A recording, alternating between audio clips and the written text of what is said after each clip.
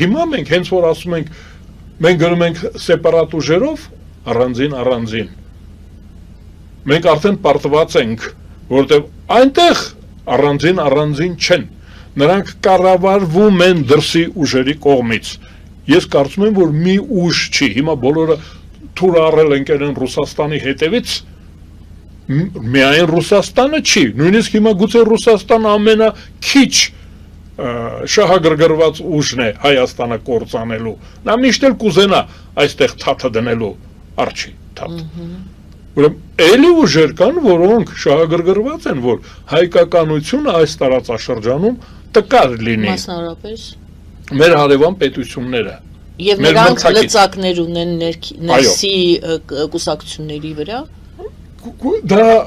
միջնորդված ձևով է, ովքեր են ֆինանսավորում այդ կուսակցություն, թափանցիկ չի ֆինանսավորումը, բացառությամբ քաղաքացիական պայմանագրից, որ թերթում գրում են